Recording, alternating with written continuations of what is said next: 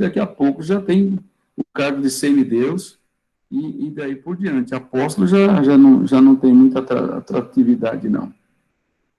Mas Jesus disse que quando a gente fizer tudo bem certinho, a gente deve dizer que a gente é um servo inútil, porque fez só o que devia mandar fazer. Bom, mas esses são os níveis espirituais, digamos, são as estações da vida cristã.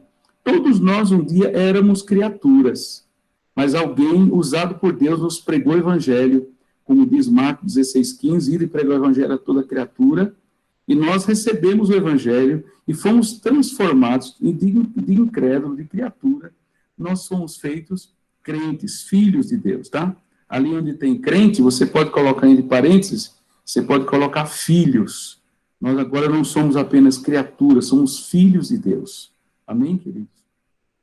Mas a gente tem que crescer. A gente embarca na fé, na estação criatura, e vai terminar na estação apóstolo. Depende, né? Não em todos, obviamente. Cada um vai chegar no nível que Deus, com a graça que Deus lhe deu. Nem todos serão apóstolos, mesmo na igreja. Paulo pergunta, na igreja de Corinto, são todos apóstolos, são todos mestres, são todos evangelistas, são todos operadores de milagres? Não, nem todos são, cada um vai chegar na graça que Deus lhe deu.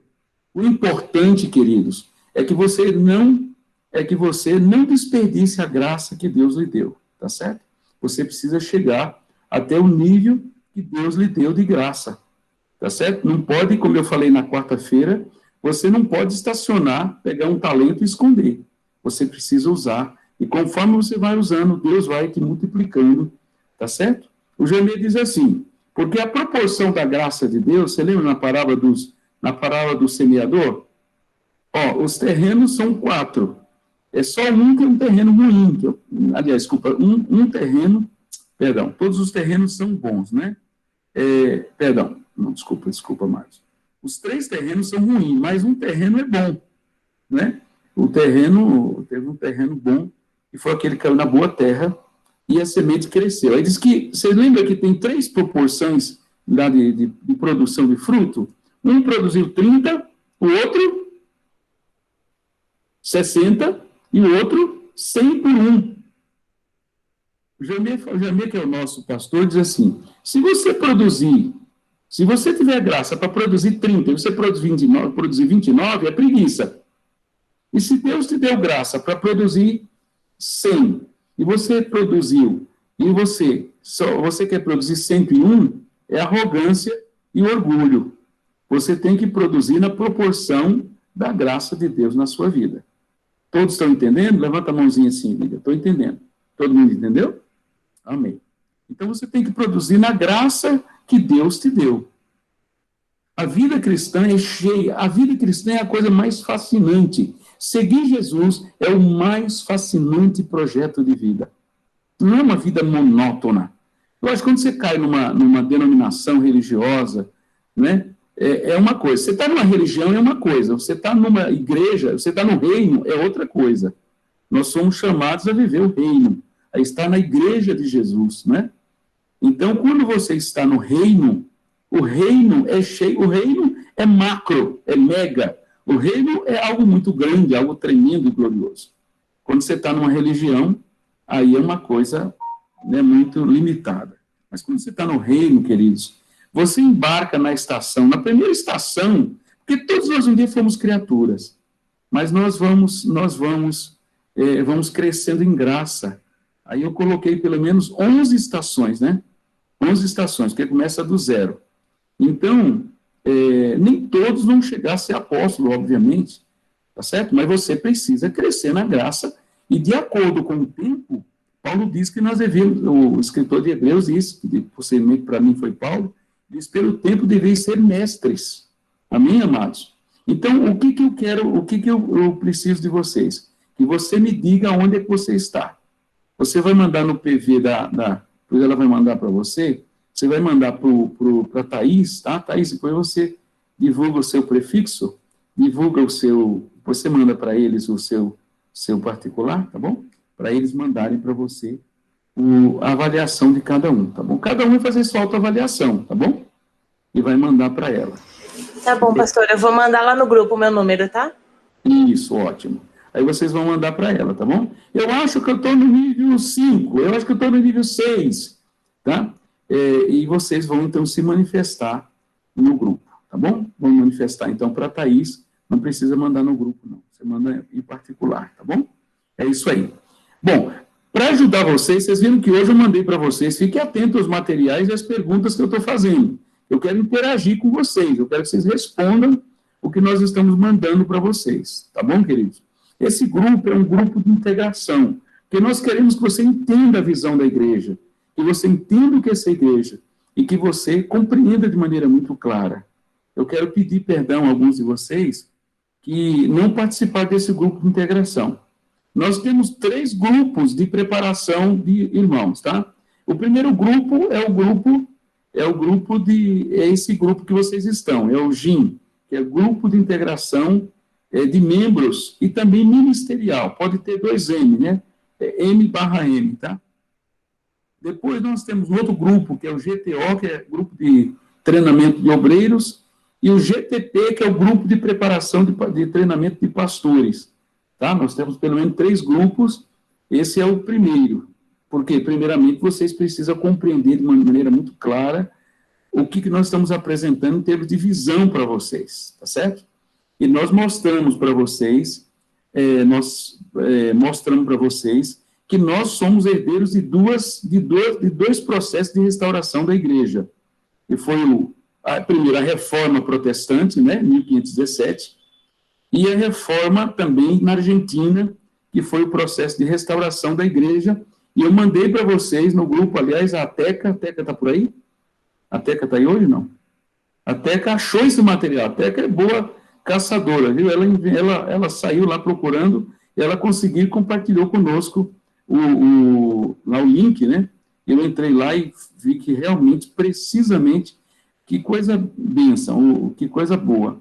O Leandro nos provocou para saber se tinha algum material escrito, e a Teca conseguiu achar. Maravilhoso, eu não tinha esse material, agora já estou agregando ao nosso material, os próximos materiais já vão sair com a história da igreja, da restauração da igreja na Argentina. Bem, nós somos herdeiros, amados, dessa visão de igreja, tá?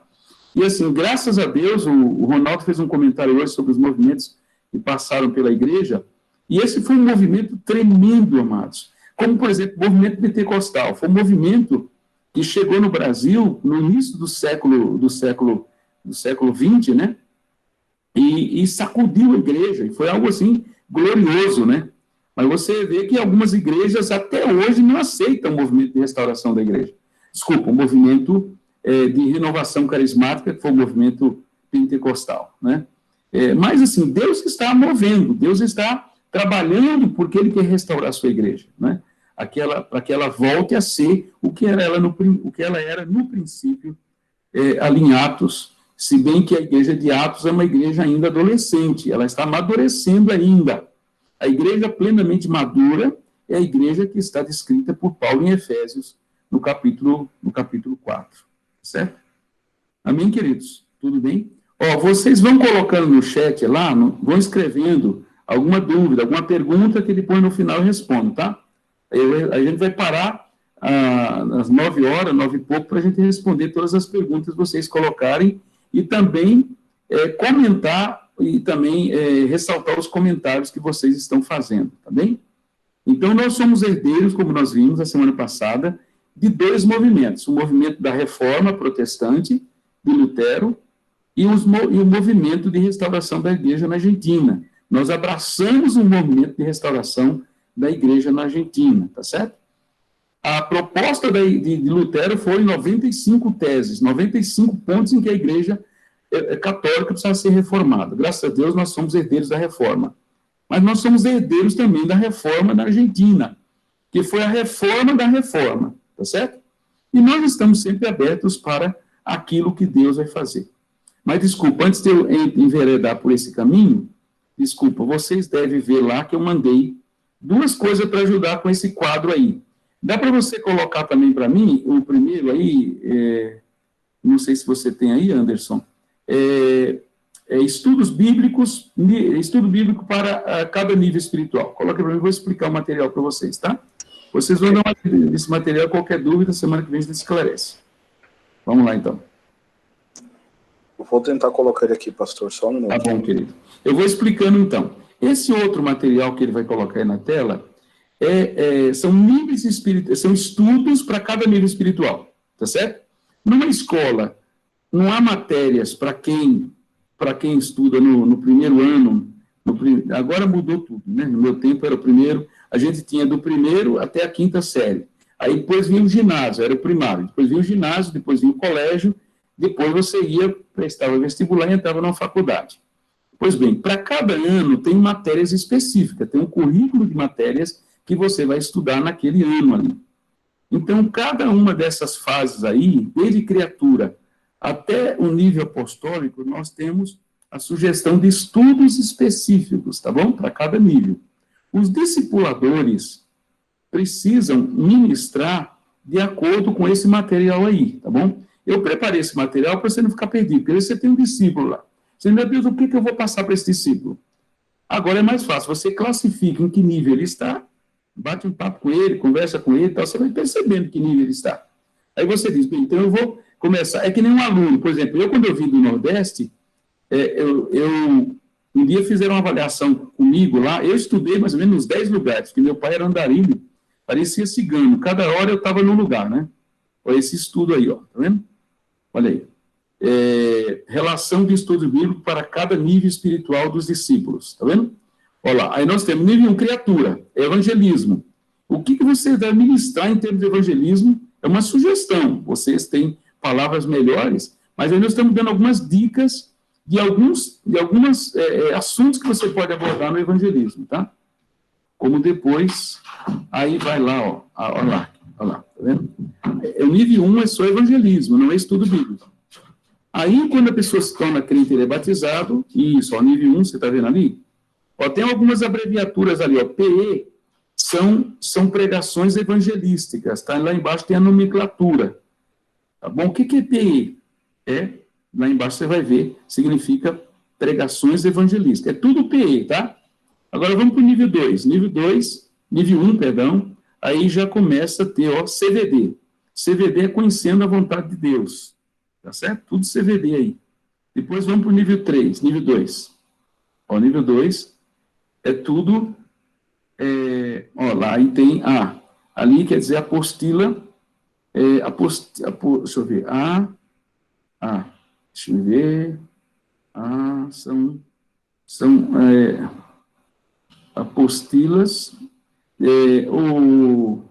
alguém vê para mim aí, o Anderson, você vê para mim, quer dizer A, lá na nomenclatura, eu não estou lembrado. Ó, EC quer dizer estudos complementares, tá? A F é apostila de fundamentos. EC, já falei. Bom, então você vai ter os estudos para cada nível. Tudo bem? Vocês não estão entendendo? Não entendeu? Coloca a pergunta lá no chat, tá? Escreve lá no chat a sua pergunta. Tudo bem, queridos? Então, ó, você tem os estudos para cada nível. Se você está discipulando o Enem, está no nível 1, você já sabe quais são os estudos. Se você está evangelizando alguém, você já sabe quais são as pregações que você deve fazer para ele, tá bom? Os assuntos que você vai ministrar para ele. Já não é estudo, tá? Estudo é só a partir do momento que a pessoa aceita Jesus como Senhor e Salvador. Tá bom? Pastor, é apostila mesmo, tá? É só apostila, tá? Então são apostilas, tá? São apostilas, é a apostila que nós precisamos. Então, A é a apostila, tá? A F é a apostila de fundamento, e assim por diante. Tem a nomenclatura lá embaixo. Aí é só você cobrar. Nós vamos colocar alguém para ficar responsável por todas essas apostilas, para vocês pedirem depois, tá? Nós vamos tentar digitalizar, aliás, muitas delas já temos em arquivo, nós vamos disponibilizá-la em arquivo e você tira cópias, tá bom? Depois nós vamos, acho que, criar um site para a igreja, e aí a gente vai ter todos esses estudos lá, tudo bem? E vamos mandando no grupo, a gente vai mandando no grupo para vocês imprimirem. Quem tem dificuldade de imprimir, eu sei que aquele pessoalzinho que da minha geração para cima, um pouquinho para baixo, tem dificuldade em acessar, em tirar esses estudos, mas não tem problema não, nós vamos disponibilizá-lo em apostila física, tá? Em papel, tá bom? Para você ficar mais fácil. E por aí vai, ó. Tem todos os níveis aí, tá bom? É muito estudo mesmo, tá? Tá. Todos os níveis. Olha, ali nós já estamos em 71, 72 estudos, é muita coisa aí. Mas tudo bem. Vamos para a próxima agora. Agora, a próxima apostila, amados, é desafios de caráter e carisma. Desafios que a pessoa, desafio do caráter, tá? Porque, veja bem, não adianta a pessoa ser uma pessoa que conhece a Bíblia de ponta a ponta, digamos, a Bíblia não, conhece estudo, tem gente que é muito estudado, tá? Eu tinha um camarada lá no Jardim de São Bernardo, e ele disse, pastor, eu fiquei preso muito tempo, e eu estudei, fiz 10 cursos de teologia na cadeia. E eu gosto, eu quero dar estudo para a igreja. Ele não vinha quase nas reuniões, ele falou, se o senhor me deu a oportunidade para me pregar, eu tenho uma restrição que eu não posso chegar depois das 10, mas eu me arrisco a ser preso se você abrir a oportunidade para me ensinar. Falei, meu querido, nós não nos iludimos com curso, e mais curso, e mais curso, e mais curso. O nosso grande desafio é viver a palavra. Que a Bíblia diz em 1 Coríntios 8:1 que a ciência incha, mas o amor edifica. E ele era um camarada, falei, amados, tem escola de ministério lá dentro do salão da igreja. É a cozinha. Depois do almoço, a gente tem necessidade de gente para lavar prato. Começa ali servindo, querido. Mas não, ele só queria o púlpito, ele só enxergava o púlpito. A pia ele não enxergava de jeito nenhum. Falei, camarada, vai lavar prato, vai fazer uma santa terapia. Mas não, ele só queria pregar e pregar. Então, a gente não se impressiona com cursos e mais cursos. A gente se impressiona com a vida de serviço. Isso impressiona, porque maior é o que serve. Maior não é o que prega, maior é o que serve. Então, amados, não adianta a pessoa saber ser um exímio pregador. Você entende? É muito bom que ele seja. Nós estamos treinando irmãos estamos recrutando obreiros que queiram ser pregadores, né? E eles estão sendo treinados para isso, e é muito importante, mas nós estamos mais impressionados com o serviço. Eu sempre digo para os irmãos que mais vale uma grama de amor do que uma tonelada de conhecimento. Por quê? Porque a ciência incha, mas o amor edifica. Amém, amados? Não estou dizendo que o seminário, que a teologia não é importante, é importantíssima. Principalmente quem se dedica ao ministério de ensino, é uma bênção preciosa. Se você tiver a teologia e tiver a humildade, você vai longe. Agora, se tiver teologia e não tiver humildade, não vai a lugar nenhum. Amém, amados? Então é importante. Bom, então, ali, classificação de alvos de maturidade para cada nível espiritual. Desculpa, eu estava falando uma coisa, deixa eu só concluir o raciocínio, porque eu tenho um raciocínio muito rápido, eu entro numa coisa e saio para lá, me perdoe. Mas eu estava dizendo que eu estudei mais ou menos lá em Pernambuco, nos 10 lugares. Aí cheguei, estava dizendo, como é que você vai classificar um discípulo? Aí eu estava estudando numa capela, numa igreja católica, quando eu fiz a primeira comunhão. Vocês sabem que eu fui católico por muito tempo. E eu também, vocês sabiam que eu já fui coveiro, né? Eu já fui coveiro. Eu vendia couve na feira. Vocês pensaram que eu enterrava alguém? Brincadeira, mas nunca fui coveiro.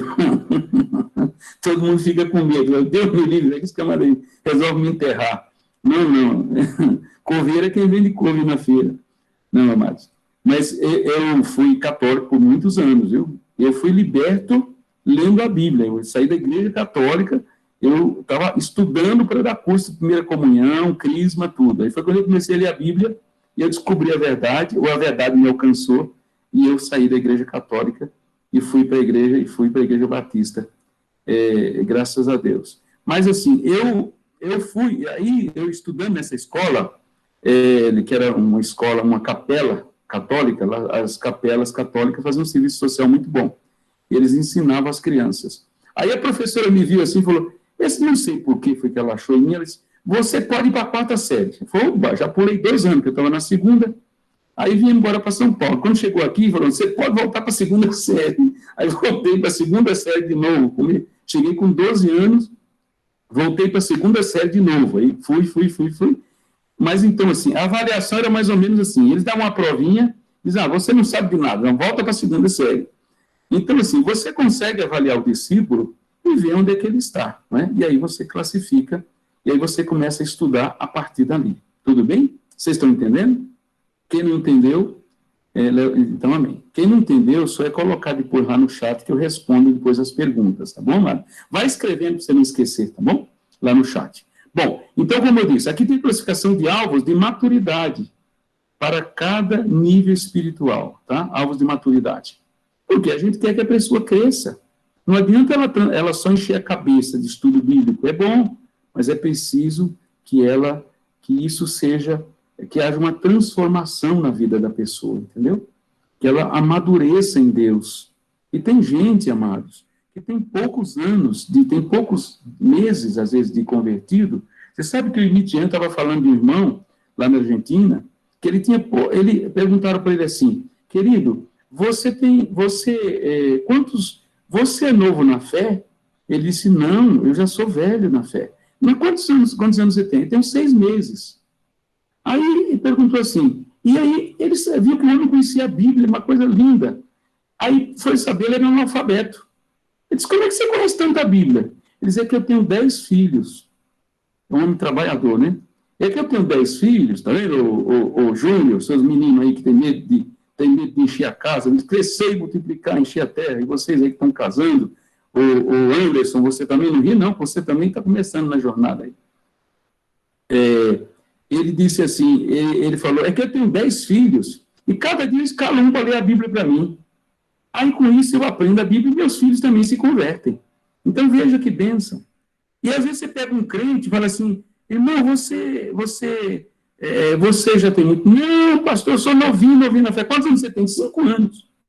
O camarada não sabe nada de Bíblia, não sabe nada de Deus. Por quê? Porque não tem vida com Deus, amados.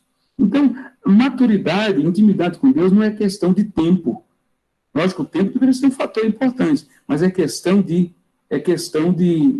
dedicação, de busca, de fome, de sede, né? Então, a idade cronológica, às vezes, não conta muito. Tem gente que tem 50 anos de crente, mas, infelizmente, é uma criança na fé, como os cristãos lá dos hebreus, né? Como os hebreus, entendeu?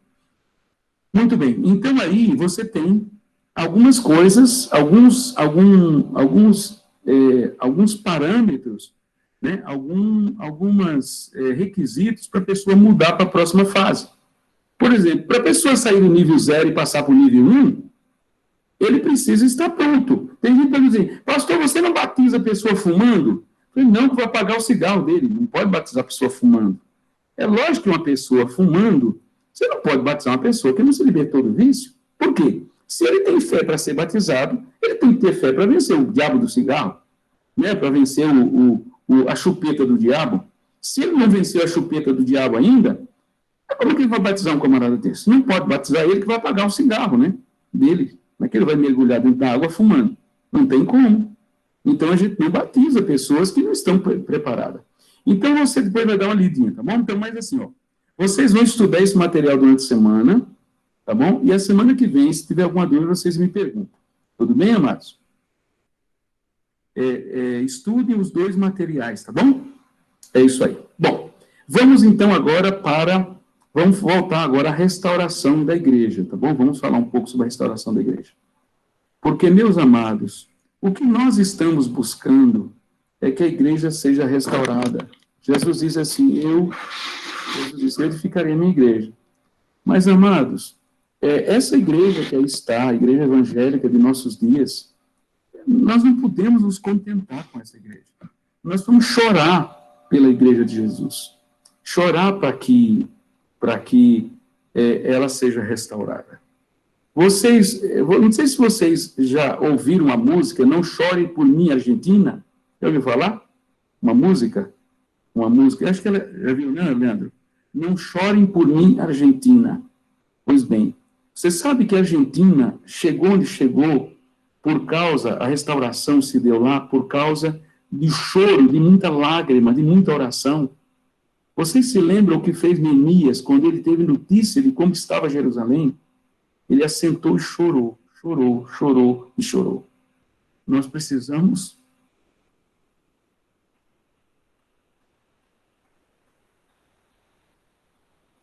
chorar pela igreja. Porque Jesus não merece uma noiva como a que está aí. Nós precisamos orar por essa noiva. E mais do que orar, nós precisamos chorar.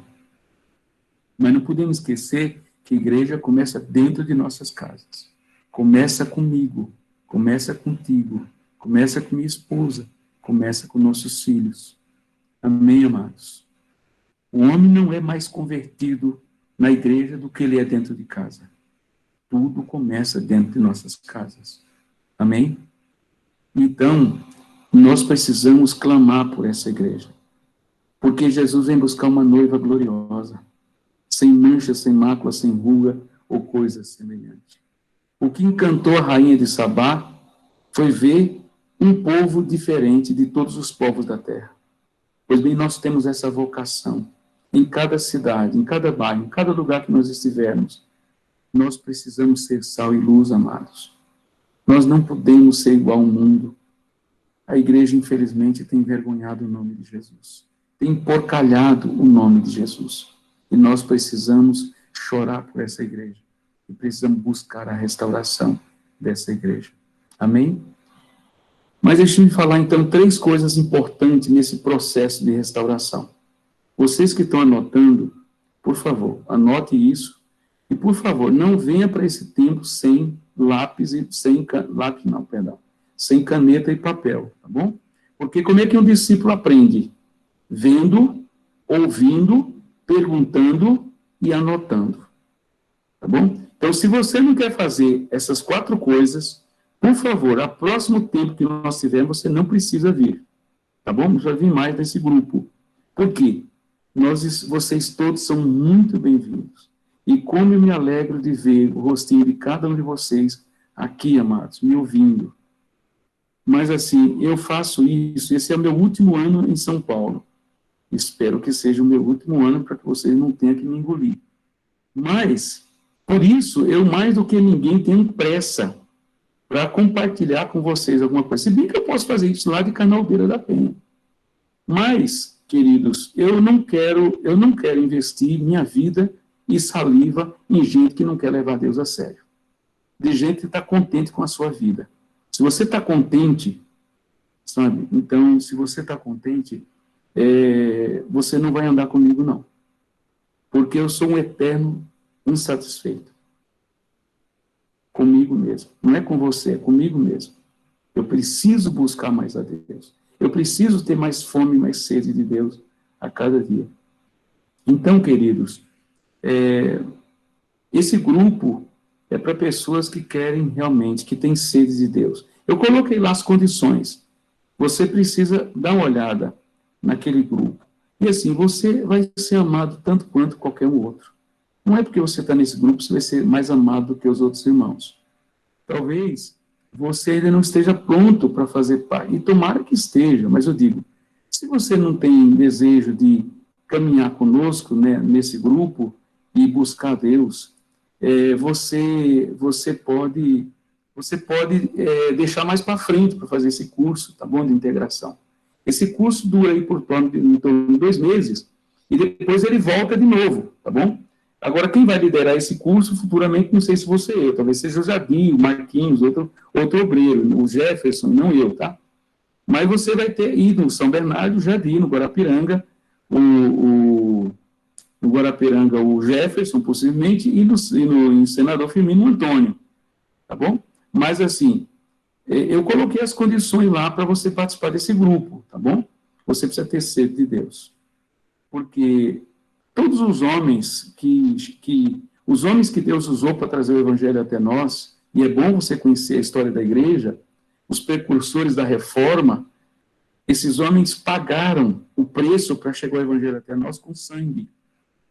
Foram queimados vivos para fazer a chama do evangelho chegar a nós.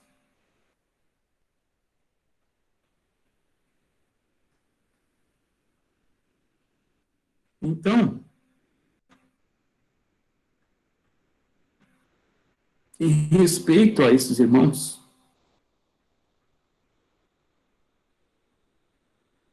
nós não podemos brincar de ser crente. Nós não podemos ficar numa igreja esquentando cabelo, esquentando banco. Se você acha que a sua vida do jeito que está boa, esse grupo não é para você. Esse grupo é para pessoas insatisfeitas. Pessoas que cantam aquela canção e vivem aquela canção mais de ti. E ele cresça, que eu diminua. É isso que nós queremos. Amém, amados? Eu, há 33 anos atrás, eu saí de uma igreja batista, onde eu era co-pastor, eu era o vice-presidente, eu estava muito bem lá. Muito bem, obrigado. Mas quando eu ouvi falar do reino, eu larguei tudo e fui me meter dentro de uma favela. E lá era uma coisa tão difícil, no Guarapiranga, quando nós chegamos, que a primeira vez que eu fui ali, eu fiquei apavorado, porque a Miriam entrou lá para dentro para levar um choval para uma mulher que tinha ganho neném, tinha acabado de ganhar neném, e eu já tinha sido assaltado várias vezes dentro de favela, dentro de comunidades, né? E eu fiquei com medo, eu fiquei com muita raiva da Miriam, porque ela sumiu e me largou lá. E eu tinha trauma, porque eu fui assaltado várias vezes no meio de favelas. E aí, mas foi aquele lugar que Deus me colocou, que Deus me mandou. E ali era tão difícil que, às vezes, eu lembro que a gente enfiava o pé, você se atolava na lama, quando você mudava o próximo passo, o sapato ficava enfiado na lama. Então, era muito difícil. Mas foi o povo que Deus, para onde Deus nos mandou. Desses discípulos, eu tinha um grupo de aproximadamente 20 a 30 discípulos, somente 3 foram comigo.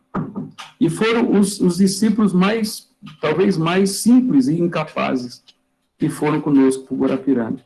Porque a grande maioria, a elite do grupo, o pastor não liberou para ir comigo, e nós fomos sozinhos, né? Fomos nós para lá. E começamos na casa que só tinha a cozinha e o quarto da família. E fomos ali trabalhando, e Deus foi aumentando, trazendo pessoas novas, né? E hoje está a congregação lá. Então, assim, eu, francamente, amados, não tenho muito tempo para perder com pessoas que não estejam dispostas a atender o Espírito Santo e o chamado de Deus em suas vidas. Tá certo? Desculpa aí o desabafo, mas esse grupo é para pessoas que querem mais de Deus, que querem que Jesus cresça e que você diminua. Amém? Então, lá tem as condições. Eu já coloquei as condições, porque Jesus, quando os discípulos vinham após ele, falou, olha, veja bem, hein? As raposas têm covis, as aves do céu têm ninho, mas o Filho do Homem não tem onde reclinar a sua cabeça. Se você quer me seguir, ele fala lá em Mateus, em Lucas 14, 25 até o 33, ele fala também, né? Então, por isso, queridos, que eu estou falando isso com vocês, tá bom? Eu espero que todos vocês continuem, tá bom? Vocês são muito bem-vindos.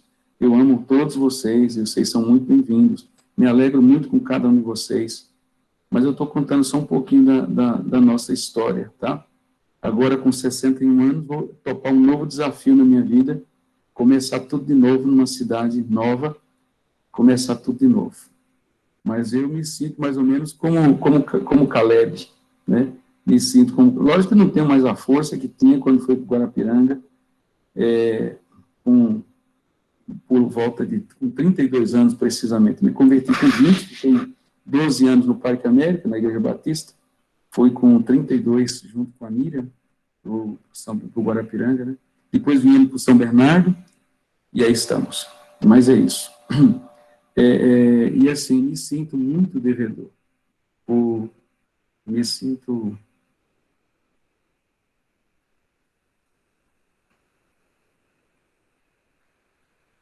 muito devedor e me classifico como servo inútil. Porque até agora, aliás, um candidato a servo inútil, porque a gente só pode dizer que é servo inútil quando fizer tudo que o senhor manda fazer, né? Como a gente está aprendendo a fazer o que ele manda fazer, então... Mas vamos, então, à restauração da igreja, tá bom? Eu queria que você anotasse, por favor, pode ser o marido ou a mulher, tem que ter uma secretária e um secretário, 3 coisas importantes na restauração da igreja, tá certo? Porque nós somos uma igreja em restauração, caminhando para a sua plenitude, tá certo? Então, 3 coisas importantes que eu quero que você pense sobre a questão da restauração da igreja. O Jorge Mitian, que é um dos precursores da reforma na Argentina, de vez em quando ele está conosco, eu quero que vocês tenham o privilégio de conhecê-lo pessoalmente, acho que uma boa parte de vocês já o conhecem.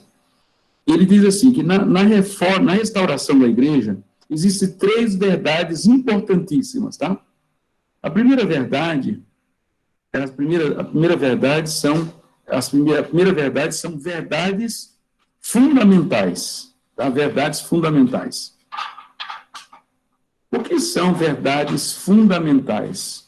São verdades, queridos, absolutas, que nunca foram questionadas e que são aceitas por todas as igrejas. Verdades fundamentais. São verdades que mesmo no decorrer da história da igreja, não sofreram abalo, não foram removidas. São verdades ali que são alicerces da vida da igreja. Por exemplo, Jesus Cristo é o Senhor. A Bíblia é a única regra de fé e prática. O Espírito Santo é o regenerador. Jesus é o único Salvador. Essas são verdades fundamentais. Amém? A Bíblia é a única regra de fé e prática. Se bem que essas verdades fundamentais, nem sempre elas foram conhecidas, porque a Igreja Católica, eu vou corrigir aqui um termo errado que a gente usa, que eu estou usando. A gente não deve usar o termo Igreja Católica Apostólica Romana para a Igreja Católica. Na verdade, eles deviam ser chamados os romanistas, porque eles não são igreja, eles não são católicos, eles não são apostólicos, eles são apenas romanos, tá certo? Porque eles não são igreja tal qual o termo igreja, nós vamos estudar esse assunto também, eles não são igreja, certo? Eles não são católicos, que eles não são universais. Eles não são apostólicos, porque ele não tem nada a ver com apóstolo. Ele não tem nada a ver com apóstolo. Eles são apenas romanos. Então, quando você se referir aos católicos, diga assim, os romanistas, tá? Os romanistas, isso é mais correto. Como a gente fala, os adventistas, os pentecostais, né? Então, os islamistas, os islâmicos. Então, quando você se referir à Igreja Católica, o termo mais correto é, porque se a Igreja Católica e Apostólica, se ela é universal, ela não pode ser romana, você concorda? Igreja Católica Apostólica, católica quer dizer universal. Se ela é universal, ela não pode ser romana. É uma contradição o próprio nome, entendeu? Então, os romanistas. Então, muitas vezes, esses fundamentos que eu estou dizendo, essas verdades fundamentais foram ignoradas, certo? Então, primeira verdade, verdades fundamentais. São as verdades que são básicas do Evangelho, que toda a cristandade aceita, tá? Então, são verdades fundamentais. Depois, nós temos as verdades agregadas, tá? Nós vamos ver essa semana, vocês vão meditar nessas 3 verdades, tá? E vocês vão me dizer quais são essas verdades. Vocês vão ali dar exemplo, tá? Vamos lá. Então, verdades, depois, segundo, verdades agregadas. O que são verdades agregadas? São pseudas verdades, falsas verdades, que foram trazidos para a igreja como se fossem verdades. Mas quando você passa pelo crivo da palavra, você vai ver que não são verdades verdadeiras. São verdades falsas, verdades agregadas. Certo? Que alguém agregou ao conjunto de verdades da igreja. Mas que não são verdades. Zé, Oi. Você pode citar para nós, por favor, um exemplo de verdades agregadas? O senhor tem algum exemplo? Vou citar agora mesmo. Eu vou citar um exemplo meu e um exemplo bíblico, tá? Eu vou citar um exemplo meu. Pastor? Sim. Talvez aqueles livros apócrifos da Igreja Católica são verdades agregadas? Agregadas, sim. Verdades agregadas. Não foram verdades canônicas reconhecidas. Ali são algumas verdades agregadas mesmo, é verdade. Mas, assim, no meio evangélico, Júlio, existem muitas verdades agregadas. Eu vou dar um exemplo, tá?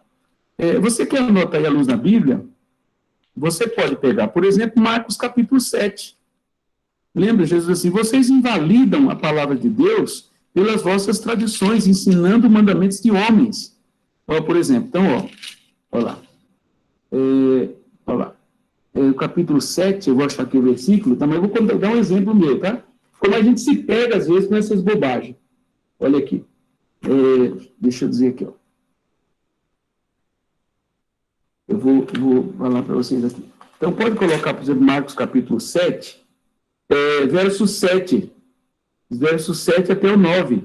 Ó. Em vão me adoro ensinando doutrinas que são preceitos de homens. Negligenciando o mandamento de Deus, guardais a tradição dos homens. Está vendo? Então, são coisas que os homens agregaram como se fossem verdades. Você entende?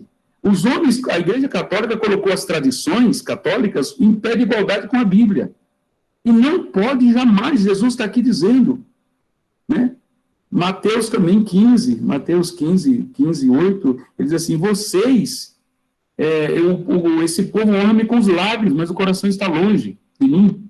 Então, verdades agregadas. Se eu dar um exemplo meu, uma vez eu fui para um batismo, daqui da nossa Igreja Batista, lá na Igreja Batista de Interlagos. Teve muita gente para batizar, e o batistério era grande.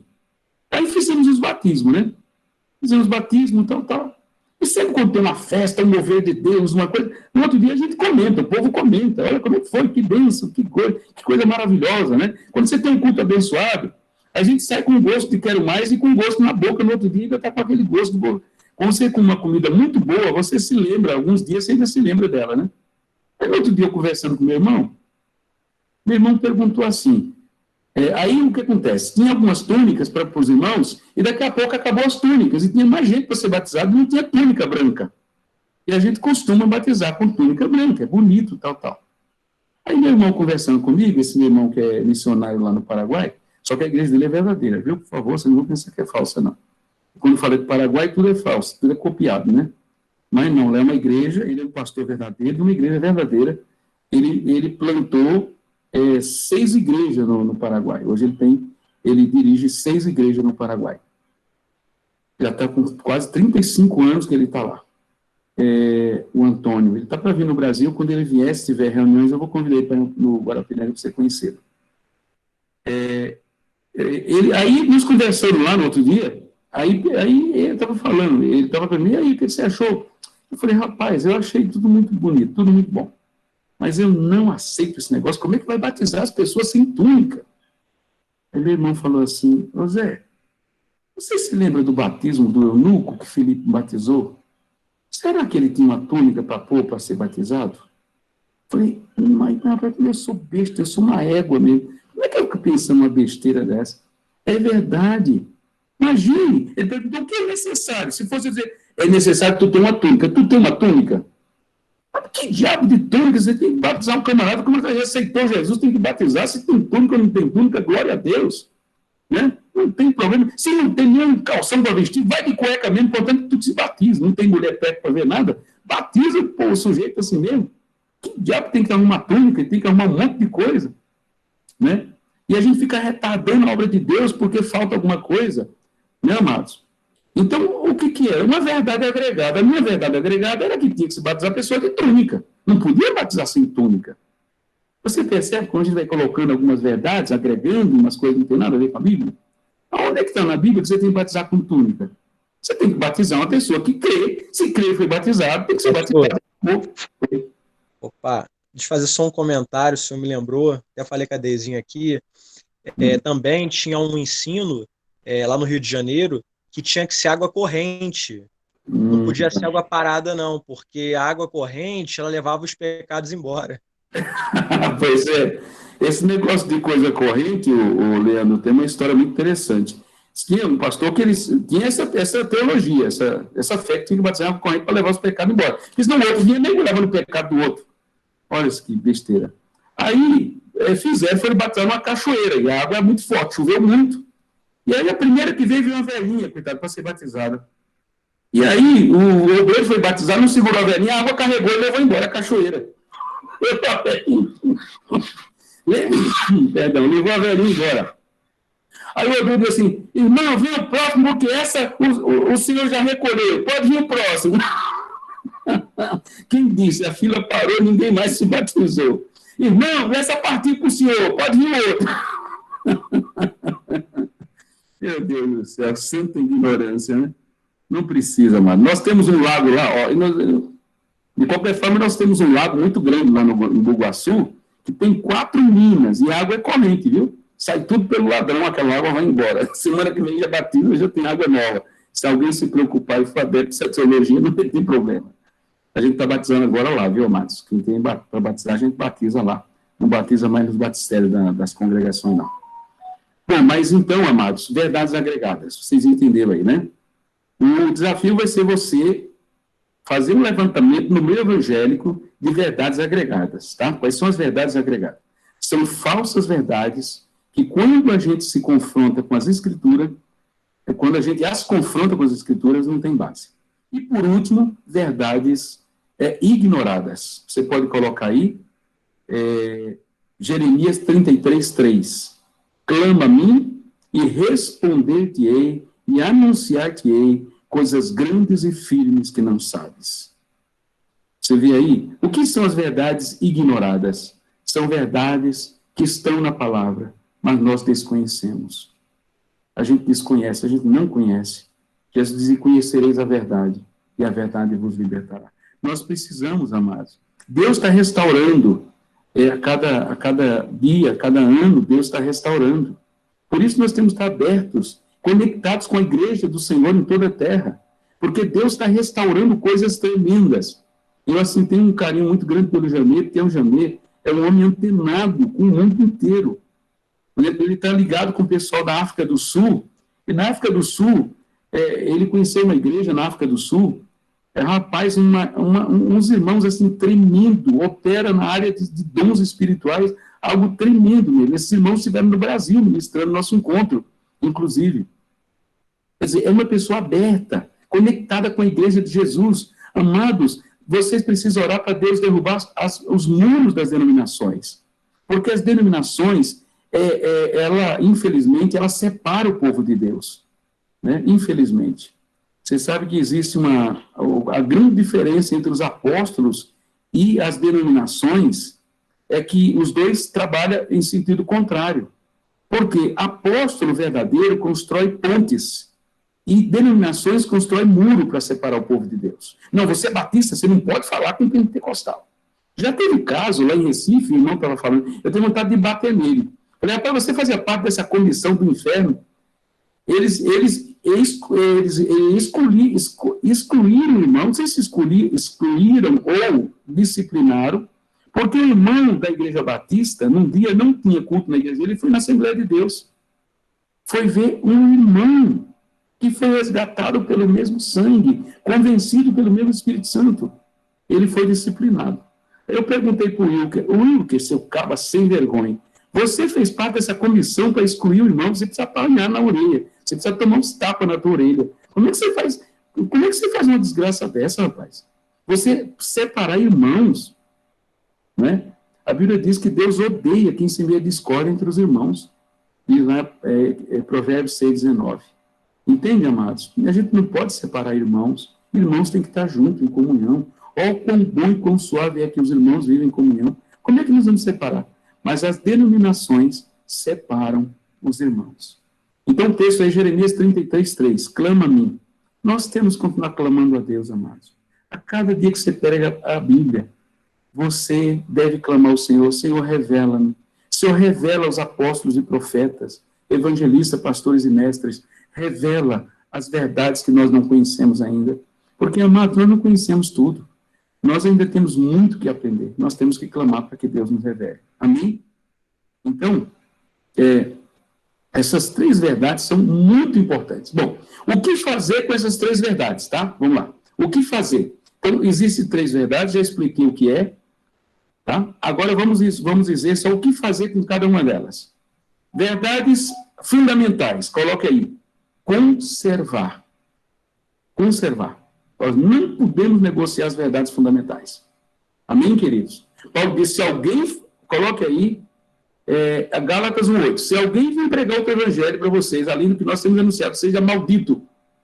Hoje se prega em muitos púlpitos um evangelho maldito, que não é evangelho verdadeiro, amados. Não é evangelho que coloca Jesus no trono como rei, Senhor, coloca o homem no trono, e a vontade do homem no trono. Esse é o evangelho maldito de que Paulo fala. Então, o que fazer com as verdades fundamentais? Conservar. Depois, o que fazer com as verdades agregadas? Excluir, expurgar, lançar fora, queimar a palha, tirar fora. Amém? Então, o que fazer com as verdades agregadas? Excluir. Como é que nós excluímos? Conhecendo a verdade. Quando a gente conhece a verdade, quando a gente conhece o trigo, a palha vai embora. Por que tem muita gente vivendo na mentira? Porque não conhece a verdade. Então, nós precisamos, nós precisamos excluir, tá? Nós precisamos, se eu usar um termo que o Nietzsche usa, precisamos expurgar a igreja de verdades agregadas, né? Então, tira fora, o que não é verdade, tira fora. E, por último, verdades ignoradas. Nós devemos clamar, buscar, clamar por verdades ignoradas. Amém? Não se esqueça, amados, e deixe-me falar aqui com vocês. E quando eu falo, por favor, não falo do alto de um pedestal, não. Mas eu entendia. Você sabe que uma palavra profética que eu recebi, né, na Igreja Batista, um dia veio um irmão lá, um pastor Luiz de Oliveira, um boliviano, e ele veio para o meu lado e deu uma palavra. E ele diz assim: você, menino, eu tinha então 20 anos, você precisa pegar a palavra, como o anjo lá em Apocalipse capítulo 10. Você precisa comer a palavra de Deus. Você precisa comer a palavra de Deus. Você precisa comer como o anjo mandou João comer aquele livro. Você lembra lá no capítulo 10 de Apocalipse? Mandou tomar o livro e comer? E ele seria amargo na boca dele, mas depois seria doce, depois tornaria amargo? Pois bem, eu recebi essa profecia de comer as Escrituras, A Bíblia é o único livro que você tem o privilégio de lê-lo do lado do autor, que é o Espírito Santo. E você pode perguntar para o Espírito Santo, eu não entendi isso, que o Senhor quis falar. Por favor, me revela. E ele revela, amado. Ele revela. Basta que você se coloque como discípulo, como diz Isaías 54. O Senhor Jeová me dê uma língua erudita, para que eu saiba dizer a seu tempo uma boa palavra ao que está cansado. Ele me desperta, ele diz assim, Isaías 54. Ele me desperta. Você quer conhecer a verdade? Coloque aí também Isaías 54. Ele me desperta todas as manhãs. Desperta meu ouvido para que eu aprenda como discípulo. Não é para aprender de qualquer jeito, é aprender como discípulo, como discípula. E vocês também, amadas, anote aí, viu, Grazi? Anote aí, vocês, anote aí, Atos 9:36. Havia uma discípula em Jope. Vocês também são discípulas, amadas. Como também em Lucas, capítulo 8, que Jesus tinha um grupo de mulheres, viu, Larissa? E todas as minhas amadas irmãs, Arlete e tantas outras, Deizinha, P e tantas outras. Jesus, Luana e tantas outras aí. Jesus tinha discípulas também, não era só discípulos. E as mulheres sustentavam Jesus. Você sabe que só as mulheres estavam lá na hora da crucificação? Então, Isaías capítulo 50, verso 4. Tá? O Senhor Jeová me deu uma língua erudita. Amados, o meu pastor Eliseu, meu pai na fé, dizia assim: querido, leia a Bíblia. Tem gente que diz assim: pastor, mas eu sou um burro, eu não consigo guardar, não. Diz assim: olha, se tu for burro, ninguém é burro, você tem a mente de Cristo. Mas se tu for um burro, seja um burro esforçado. Porque se tu é burro e é preguiçoso, aí diga que lascou-se tudo. Aí que você não vai a lugar nenhum. Então, se tu for, e você não é, esse negócio, eu sou burro, é conversa. Minha cabeça, pastor, não entra nada. Conversa tua. Eu conheço irmãos que são semi-analfabetos e conhecem a Bíblia e pregam a Bíblia melhor do que muitos doutores. Porque é o Espírito Santo que capacita. Não deixe que se você não teve oportunidade de estudar, o Espírito Santo é professor dos analfabetos. Ele vai te tornar mais douto do que os teus mestres.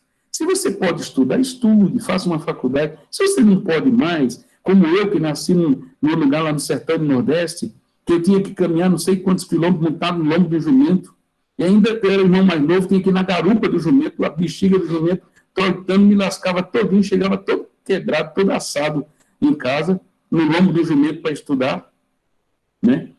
Então, tem gente que enfrentou essa realidade, né? Infelizmente, não teve a oportunidade de estudar. Mas se você tem a oportunidade de estudar, estude, tá bom? Mas se você não tem, não é desculpa que você não servir a Deus, porque o Espírito Santo nos ensina. Amém, queridos? Então, amados, olha só. Leia a Bíblia todos os dias. Busque. É o que diz lá. O que diz aí 54. E eu quero dizer para vocês que eu não sou exímio, eu não sou exemplo para vocês, não. Eu não sou exemplo. Eu tenho 30, aliás, eu fiz agora, o ano passado, dia 13 de outubro, dia 12 de outubro, batizei-me no Dia das Crianças. No Dia da Criança eu me tornei uma nova criatura, uma criança. Dia 13 de outubro de 80, eu fiz agora 40 anos de convertido. Eu leio a Bíblia praticamente todos os dias. Aliás, todos os dias, a não ser que eu esteja em viagem, esteja uma situação muito... Mas eu leio a Bíblia todos os dias. Mas eu não sou exímio leitor de Bíblia. Eu sou preguiçoso para ler a Bíblia. Mas eu já li a Bíblia de Gênesis a Apocalipse 27 a 28 vezes de Gênesis a Apocalipse e 52 vezes o Novo Testamento. Eu estava vendo a biografia de George Miller. Ele leu a Bíblia 200 vezes, ele leu a Bíblia. Então, como é que eu vou me comparar com um homem desse? Por enquanto, eu só consegui ler a Bíblia 27 vezes. Agora eu estou lendo 4 capítulos, então eu vou baixar. Eu lia no ano e meio. Agora eu estou baixando, eu vou ler mais rápido. No ano e meio, aliás, menos de um ano e meio, eu vou ler a Bíblia completa. Eu leio de Gênesis a Apocalipse, depois eu pego de Mateus a Apocalipse. Sempre assim. Sempre foi assim, desde que eu me converti, que eu leio assim, uma vez a Bíblia completa e mais uma vez o Novo. Então, ao passo que eu li 27 vezes a Bíblia de Gênesis e Apocalipse, eu li 54 vezes a Bíblia de Gênesis, de Mateus, Apocalipse. Mas eu não me considero um exemplo para vocês, não. Eu só estou dizendo que é possível. Se você, como eu, é um burro, seja um burro esforçado. Tá bom? Se esforce para ler a palavra. Para que você possa conhecer as verdades fundamentais, e você possa se livrar. Eu quero que você coloque mais um texto aí, que é Atos 17, 20. Eu vou encerrar, tá, a minha fala. Atos 17, 11. Os bereanos, diz que eles liam, o melhor antídoto contra o engano e heresia é ler a Bíblia. Eles liam cada dia para ver se as coisas eram assim mesmo. Então, coloque junto com verdades agregadas, tá? Coloque lá Atos 17, 11. Bom, amados, é isso aí. A lição que vocês vão fazer para casa vocês vão me dizer, procurar no meu evangelho quais são as verdades agregadas. Você vai mandar para a Thaís, tá bom? Quais são as verdades agregadas no evangélico hoje? E quais são as verdades fundamentais? Eu citei algumas, você cita outras. Tá bom, queridos? Esse é o exercício que vocês vão fazer. As verdades ignoradas não dá para se falar porque elas são ignoradas, né? Mas nós precisamos buscar. Só quero dizer uma coisa para vocês. O querido Billy Graham, que já está com o Senhor, diz assim, que no céu há muitas respostas para muitas respostas para orações que nunca foram feitas. Lutero descobriu verdades tremendas e incendiou o mundo com as 95 teses dele. Deus quer usar você e a mim para descobrir verdades que os homens não descobriram. Então, busque. Não tenha preguiça de ler a Bíblia. Ame o Senhor e busque o Senhor de todo o seu coração. Amém? Bom, vamos às perguntas para a gente poder encerrar, então.